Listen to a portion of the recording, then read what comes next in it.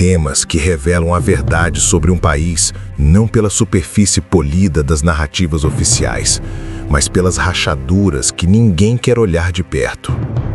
E talvez nenhum fenômeno exponha tão brutalmente o México contemporâneo quanto a ascensão dos Zetas. Não estamos falando de mais um cartel de drogas. Estamos falando de algo muito mais sombrio.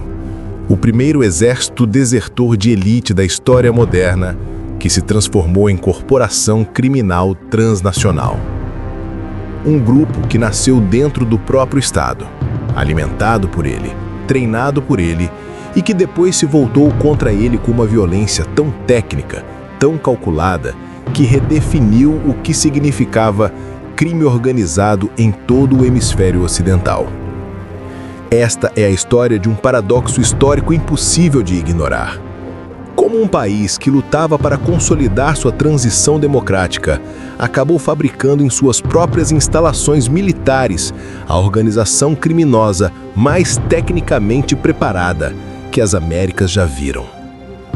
É a história de um modelo de segurança que não apenas falhou, ele inverteu sua própria lógica, transformando a solução no problema. E é, acima de tudo, a história de um México que, ao tentar esmagar um monstro, alimentou um ecossistema inteiro de criaturas ainda mais vorazes. Mas antes de mergulharmos nesse abismo, preciso fazer um agradecimento. Este vídeo existe por causa de uma pessoa, @ananati8174. Ela comentou: faz um vídeo sobre os Zetas e a militarização do narcotráfico. Os Zetas foram a pior tragédia do México. Enquanto a maioria apenas assiste em silêncio, ela comenta, sugere, apoia, persiste. Este conteúdo é para você, Ananati, porque sua curiosidade nos lembra por que continuamos investigando. Agora, vamos ao que você pediu, a verdade completa sobre os Zetas. E prepare-se, porque é muito pior do que parece.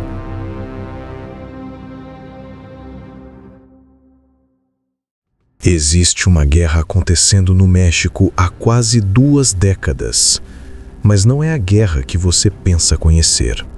Por 7 décadas, o crime no México operou sob uma ordem tácita, um acordo invisível entre o poder político e o submundo. A delinquência não era combatida, ela era administrada. O PRI, o partido que controlou o México como propriedade particular por 70 anos, tinha um dom sombrio: a capacidade de falar com criminosos na linguagem que eles entendiam. Coação, negociação, controle compartilhado. Esse sistema era corrupto até a medula? Absolutamente. Mas funcionava. Porque todos conheciam as regras do jogo. Os traficantes que ousassem desafiar essas regras enfrentavam 3 opções: obedecer, sair do negócio ou desaparecer. E então o pacto se desfez. A transição democrática pós-2000 não trouxe democracia real, trouxe caos institucional. A pluralidade de atores políticos e a descentralização do poder não fortaleceram o Estado mexicano. Elas o evisceraram. A capacidade institucional evaporou como água no deserto de Sonora. E os traficantes, que por gerações tiveram que seguir regras impostas pela mão invisível do PRI, perceberam algo aterrorizante. Não havia mais ninguém dando ordens. Os sinais do colapso eram impossíveis de ignorar. No início do governo de Vicente Fox, Joaquín "O Chapo" Guzmán simplesmente evaporou de um presídio de segurança máxima, como se as paredes fossem feitas de névoa. Mas o golpe definitivo veio em 2005. Naum Acosta Lugo, coordenador de giras presidenciais, o homem responsável por saber exatamente onde o presidente do México estaria em cada momento, foi detido. A acusação? Vazar informações logísticas críticas para organizações criminosas. Você compreende a magnitude disso? O crime organizado não havia apenas infiltrado o Estado. Ele estava sentado ao lado do presidente. O vazio de poder estava confirmado, e onde há vazio, algo sempre surge para preenchê-lo. Mas ninguém esperava o que viria a seguir.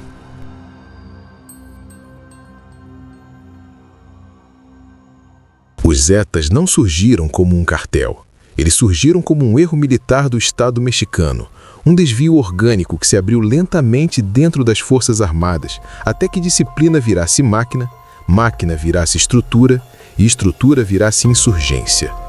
No final dos anos 90, Uziel Cárdenas de Len, líder do Cartel do Golfo, tomou uma decisão que mudaria permanentemente a natureza do crime organizado nas Américas. Ele precisava de proteção, uma guarda pretoriana leal apenas a ele. Mas Cárdenas não recrutou bandidos de rua ou pistoleiros de favela. Ele recrutou soldados de elite. Desertores do GAF, Grupo Aeromobil de Forças Especiais, uma das unidades mais sofisticadas da América Latina, treinada para guerra irregular, contra-terrorismo, resgate de reféns e operações especiais. Segundo o pesquisador George W. Grayson, em The Executioner's Man, o GAF possuía treinamento estrangeiro dos Estados Unidos, Guatemala e Israel. Ou seja, o México pegou seus melhores homens, moldou-os para enfrentar ameaças externas e depois os soltou de volta num país onde o crime organizado pagava mais do que o governo conseguia sonhar. A metamorfose foi quase invisível no início. Deserções individuais, pequenos desvios, agentes buscando oportunidades alternativas. Mas como documenta Guadalupe Correa Cabrera, em Los Zetas Inc., o processo tinha uma lógica inevitável. Quando você cria soldados altamente treinados, mas não lhes oferece futuro, alguém mais oferecerá. Esse alguém foi o Cartel do Golfo. O Golfo enxergou o que o Estado não enxergou, que aqueles homens poderiam ser a espinha dorsal de um novo tipo de poder, silencioso, disciplinado, brutalmente eficiente. Assim nasceram os Zetas, não como criminosos, mas como uma tropa especializada que desertou inteira, levando consigo técnicas militares, doutrinas de guerra assimétrica e uma mentalidade de comando e controle adaptada para o mundo criminoso. No início, eram apenas a segurança privada do Cartel do Golfo, mas logo se tornaram algo muito maior, uma força paramilitar autônoma com estrutura hierárquica militar, disciplina de unidade de operações especiais, inteligência de campo, logística própria e capacidade de guerra urbana. Eles eram o que o Estado temia enfrentar, mas agora pertenciam ao crime. E essa fusão, que parecia funcional para o Cartel do Golfo, seria a semente de uma ruptura maior, porque nenhum grupo com esse nível de preparo aceita ser subordinado por muito tempo. O México estava prestes a descobrir que havia criado um cartel com alma de exército. Um cartel que não queria apenas operar rotas, queria controlar territórios e impor governança.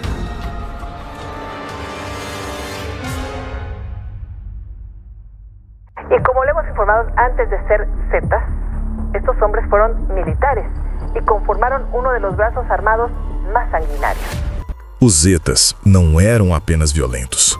Eles eram metódicos, programados, tecnicamente moldados. E isso os diferenciava de tudo que o México já tinha visto. E de tudo que a América Latina pensava ser possível dentro do narcotráfico. O cartel tradicional era improviso. Os Zetas eram doutrina militar aplicada ao crime. Segundo Correa Cabrera, sua força não estava apenas na brutalidade, mas no fato de terem criado uma ecologia própria de guerra. Um ambiente onde operações, inteligência, disciplina e comando fluíam como num batalhão real, porém orientado para fins criminosos. Eles tinham hierarquias rígidas com códigos de submissão militar, procedimentos padronizados para interrogatórios, emboscadas, ocupação de território e limpeza. Comunicações codificadas, treinamento institucionalizado para novos recrutas baseado na lógica GAF, expansão territorial planejada com um mapeamento logístico semelhante ao de uma força de ocupação. Mas talvez o elemento mais assustador fosse outro. Os Zetas criaram o que Grayson chama de gerência da violência, uma doutrina que não via a violência como instrumento, mas como linguagem. As decapitações não eram apenas assassinatos, eram mensagens. A tortura indescritível, os corpos pendurados em pontes, as cabeças entregues em caixas de gelo. Isso não era a violência comum de criminosos. Era psyops, operações psicológicas, guerra de informação aplicada com precisão cirúrgica. O objetivo nunca foi apenas matar rivais. O objetivo era subjugar o Estado, paralisar a população, criar um território onde a única lei fosse o medo. E funcionou.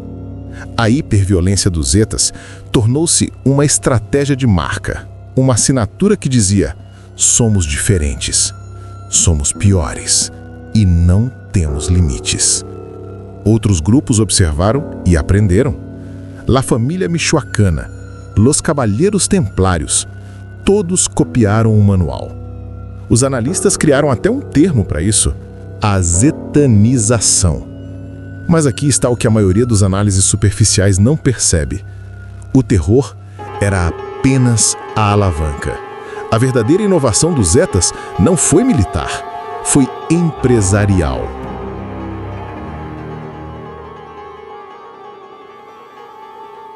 Enquanto cartéis tradicionais ainda operavam como famílias mafiosas, estruturas verticais, laços de sangue e hierarquias rígidas baseadas em lealdade pessoal, os Zetas estavam construindo algo radicalmente diferente.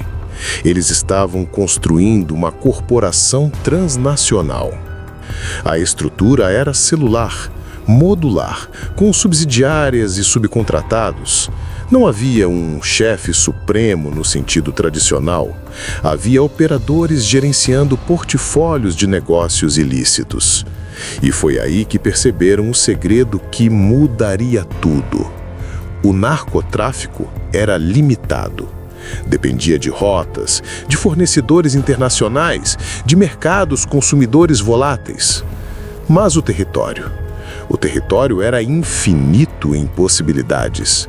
A estratégia econômica migrou do foco no tráfico de drogas para a extração de rendas de qualquer fonte disponível. Sequestro industrial, extorsão sistemática de empresas, tráfico de migrantes em escala industrial, roubo de combustível, o PMPMEX, controle de recursos naturais. E então, descobriram o verdadeiro tesouro: os hidrocarbonetos.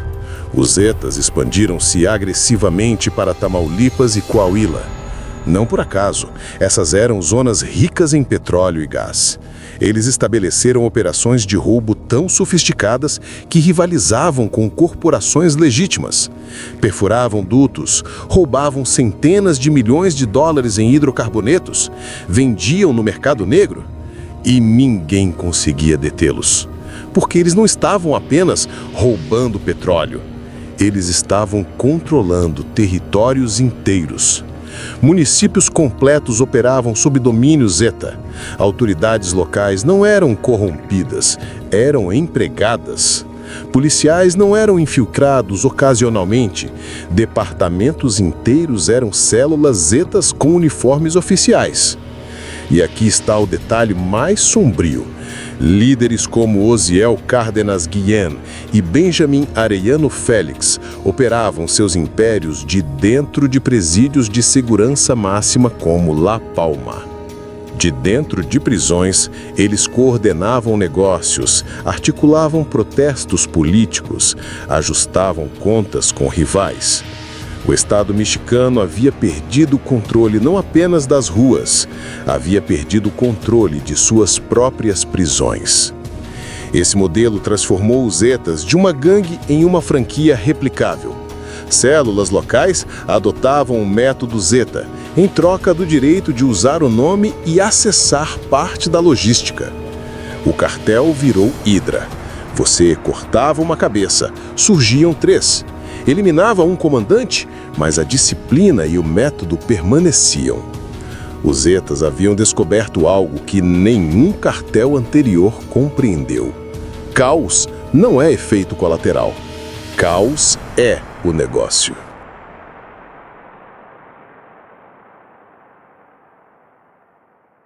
Dezembro de 2006. Felipe Calderón assume a presidência do México sob uma sombra de ilegitimidade. Sua vitória sobre Andrés Manuel López Obrador foi tão apertada, tão contestada, que milhares de mexicanos acreditavam estar vendo um presidente ilegítimo tomar posse. Calderón precisava de algo grande, algo dramático, para consolidar seu poder. E os Zetas lhe entregaram a justificativa perfeita. O próprio Calderón articularia a narrativa oficial. As instituições mexicanas, especialmente as polícias, estavam sequestradas pelo crime organizado. A viabilidade do Estado estava em jogo. As Forças Armadas eram a única instituição ainda confiável.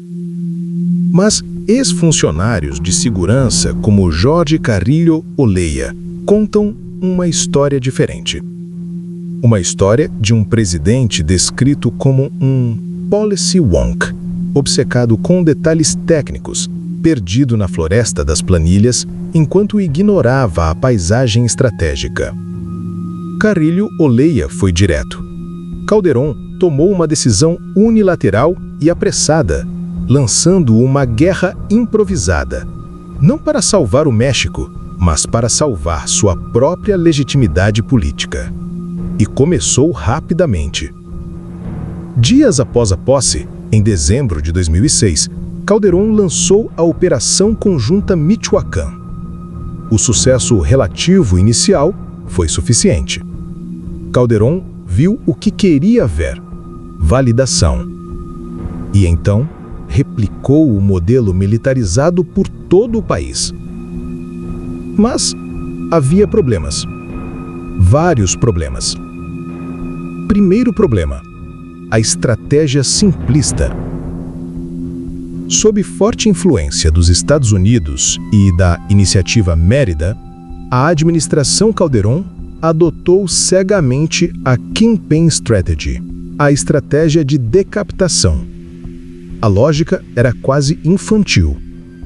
Mate o chefe, o cartel colapsa. Arturo Sarrucán, embaixador mexicano nos Estados Unidos na época, estava em conflito aberto com essa visão. Ele sabia o que viria. E veio.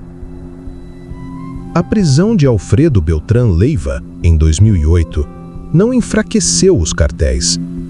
Explodiu-os em fragmentos, cada um mais violento que o anterior.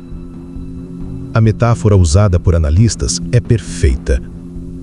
Em vez de matar o monstro, criaram 1000 cucarachas, células menores, impossíveis de rastrear, operando com autonomia completa e violência descontrolada. Violência intercartel, violência intracartel, violência contra civis. Violência porque sim. Segundo problema: a burocracia que sabota a própria guerra. A guerra improvisada de Calderón foi sabotada por guerras burocráticas internas. Genaro Garcia Luna, Secretaria de Segurança Pública, e Eduardo Medina Moura, Procuradoria-Geral da República, travavam batalhas pelo controle da narrativa e dos recursos. As agências federais não colaboravam, competiam. E não competiam para proteger mexicanos, competiam para demonstrar que eles eram os bons, para conseguir mais verbas, mais holofotes, mais poder político. Garcia Luna, descrito como muito limitado na estratégia, mas extraordinariamente bom na tática, transformou a Polícia Federal em seu feudo pessoal, frequentemente operando contra a PGR. Pense na ironia macabra. Enquanto os Zetas operavam como organização integrada e coordenada, o Estado mexicano lutava contra si mesmo. Terceiro problema. O Estado adotou as táticas do inimigo. E aqui está o problema mais mortal de todos. Para enfrentar os Zetas, o Estado adotou táticas paramilitares. Soldados treinados para a guerra convencional tornaram-se agentes de segurança pública, executando operações com protocolos militares, mas sem treinamento em direitos humanos ou policiamento civil. O Estado começou a se parecer com o inimigo que tentava destruir.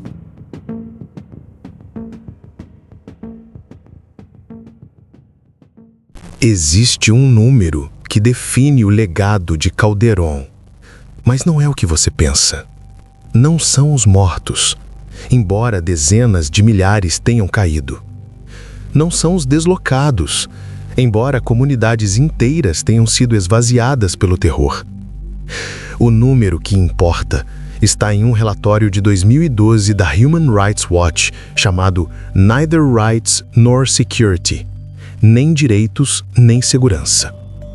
Esse relatório documentou algo que o governo mexicano tentou desesperadamente esconder: o envolvimento sistemático das forças federais, o Exército, a Marinha, a Polícia Federal, em tortura, desaparecimentos forçados e execuções extrajudiciais. O Estado mexicano estava usando soldados, homens treinados para matar e destruir em campos de batalha, como policiais. E esses soldados faziam o que foram treinados para fazer: matavam. A militarização da segurança pública criou um ambiente onde a violação de direitos humanos não era exceção, era protocolo operacional. O massacre que expôs a farsa. Janeiro de 2010, Ciudad Juárez, o massacre de Salvaca. 15 jovens assassinados numa festa. O governo inicialmente os apresentou como criminosos, como sempre fazia. Mas a verdade emergiu. Eram estudantes, inocentes. A pressão forçou Calderón a uma reflexão profunda, tardia, performática. Ele reconheceu a necessidade de componentes sociais na estratégia. Mas era tarde demais. A máquina de matar já estava operando em escala industrial. Calderón desenvolveu uma obsessão com números. Ele precisava justificar a montanha de corpos. E criou uma narrativa conveniente. 90% dos mortos eram criminosos. A criminalização das vítimas era sistemática. Cada corpo encontrado era automaticamente classificado como baixa do crime organizado, sem investigação, sem evidência, sem justiça. E então havia o problema que o governo não conseguia esconder com estatísticas manipuladas: os desaparecidos. Até o final de 2012, a PGR mantinha uma lista de mais de 25 mil desaparecidos. 25 mil pessoas que simplesmente deixaram de existir, evaporadas entre a guerra do Estado e o terror dos cartéis. Mas há uma camada mais sombria nessa história. Uma teoria que poucos ousam articular publicamente. E se o caos não fosse um efeito colateral? E se fosse o objetivo?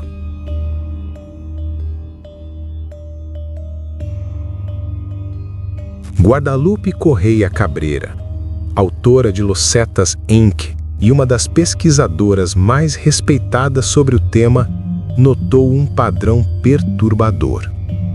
A violência paramilitar dos Los Zetas e a guerra entre facções se intensificaram precisamente em zonas ricas em hidrocarbonetos: Tamaulipas, Coahuila, Veracruz. O terror e o domínio territorial dos Los Zetas criaram algo específico. Um vácuo de governança onde o Estado já não tinha autoridade, mas onde alguém ainda precisava operar a infraestrutura econômica. E aqui está a hipótese sombria que Correia Cabrera e outros levantam. A violência pode ter servido para facilitar a extração de rendas por capital corporativo transnacional no setor de energia e mineração. Pense na lógica perversa.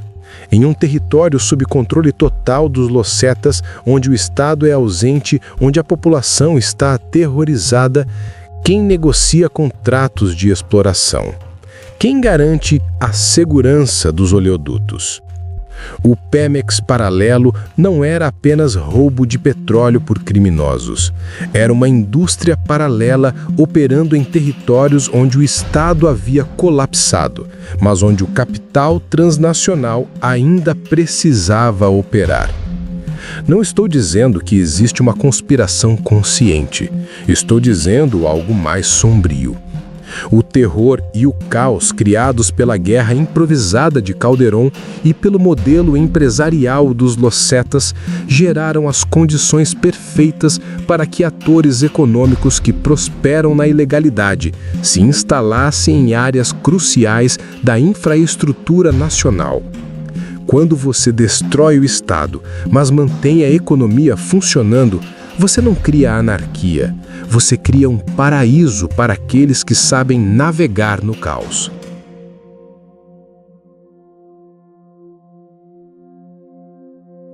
A Guerra de Calderón oficialmente terminou em 2012, mas a guerra no México nunca cessou, apenas mudou de forma, evoluindo com os ciclos de poder e improvisação política.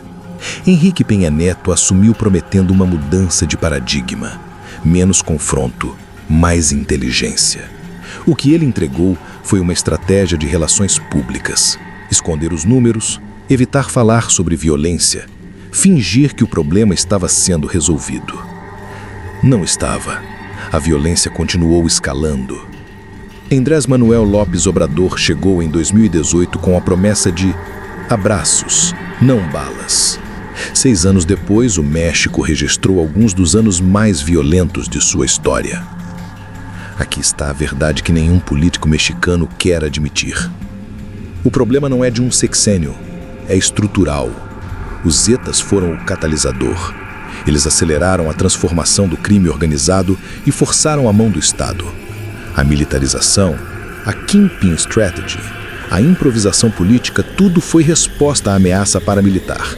Mas o resultado é um legado de incerteza e violência que se perpetua porque o México nunca construiu o que realmente precisava.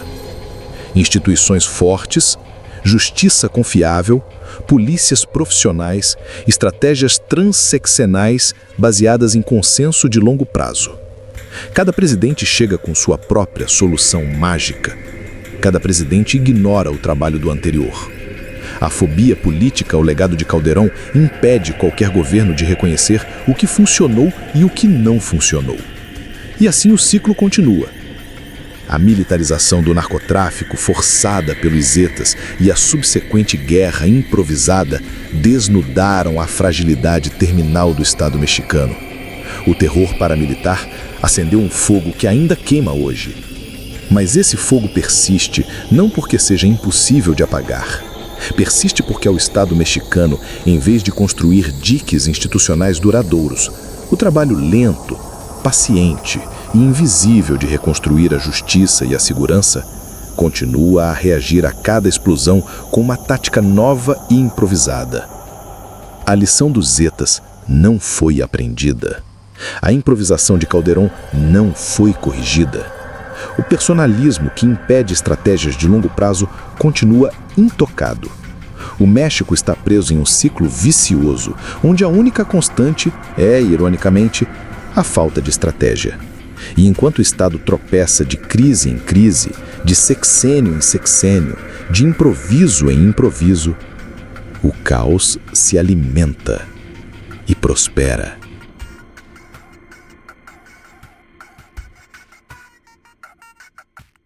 A história dos Zetas é mais que a história de um cartel.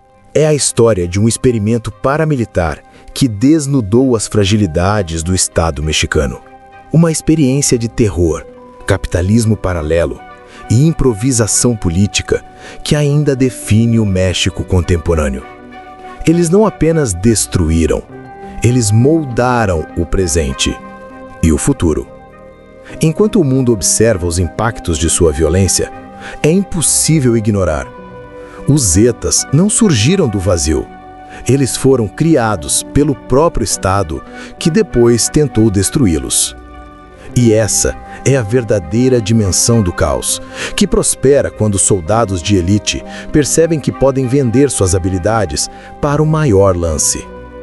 Quando o Estado treina assassinos profissionais, mas esquece de lhes dar um motivo para permanecerem leais. Esta é a lição que o México ainda não aprendeu. E enquanto não aprender, o ciclo continuará. Se este vídeo te fez pensar de forma diferente sobre o México, sobre o crime organizado, sobre o que acontece quando estados falham, deixe seu like, compartilhe e se inscreva no canal. Porque histórias como esta precisam ser contadas. E pessoas como @ananat8174 nos lembram por quê.